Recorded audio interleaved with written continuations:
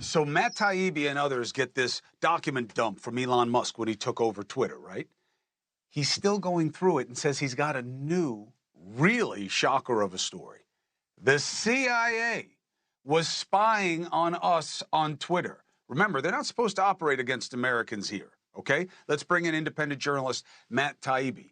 Hey, it's good to see you. Thank you very much for filling us in on this. So put meat on the bones of it. What do you mean the CIA was messing on Twitter? Well, it's more like the intelligence community in general. In 2020, Twitter was the subject of a major cyber intrusion. They were hacked. 130 accounts were broken into, including Barack Obama's, Elon Musk's, and Joe Biden's. And they brought in a security expert. They had so much negative publicity that they had to bring in people from the outside to deal with their issues. Next thing they know, they terminated that person. And what we found in the files is that they fired that person, they believe, because he was informing on them that he had a formal agreement with the intelligence services. The overall arc of the Twitter file stories were about how Twitter went from not wanting to be partners with the government on censoring and content moderation to becoming a full-fledged partner with them by 2020. And the stuff that we found in this particular story is really the middle part that we missed the first time around. It describes that journey from not wanting to basically agreeing to do it for a variety of reasons. Did you miss it because you're in on it? No, I'm kidding. So what is the CIA aspect of this? How did they get dangled? So there's a number of CIA angles to this. When they brought in this outside expert, the company that that he hired to do an internal audit of Twitter was a firm that had been launched by seed money from an investor who sits on the board of In-Q-Tel, which is the CIA's venture capital arm. So there were CIA connections. The audit was led by a person who actually authored a book called The CIA Analyst's Guide to Spotting Fake News.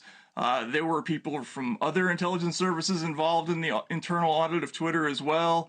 And before you knew it, the entire senior ranks of Twitter were filled with people from a variety of intelligence services: the NSC, the CIA, the Department of Defense, DHS, the FBI. And that was one of the things we couldn't figure out when we arrived at Twitter is, why are all these enforcement and intelligence people in the senior ranks of this company? And it turns out that they were trying to improve their relationships with these agencies.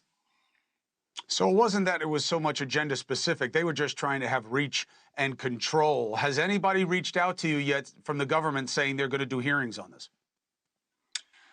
No, I mean, not on this issue yet specifically. We have a lot more that we have to put out. We only just put out the bare bones of this particular story. It's a little bit complicated, but there are many moving parts to it. There are all sorts of figures who are known to Americans. Like, one of the people involved in this audit was Nina Jankowicz. At least on paper she was. She says she wasn't. She was the head of that disinformation governance board that was so unpopular for a while. But it seems that the overall arc of the story is that not just Twitter, but a number of the platforms, Facebook and Google, they had a kind of standoffish relationship with the government up until maybe 2012 or so. And then there started to be this pressure for them to partner with the government on these issues. And some of them gave in faster than others. Twitter was really the last of the holdouts. And what we have in these documents describes how they internally came to the decision that, yes, we have to partner with the government. Keep it coming, brother. Transparency is truth. We got to know what was going on if we want to make anything better. Thank you very much, Matt Taibbi. Hey, thank you for watching. Please go to newsnationnow.com, newsnationnow.com, and you can find NewsNation on your television provider. And don't forget to click the red subscribe button down below. Then you will get more of NewsNation's fact-driven coverage.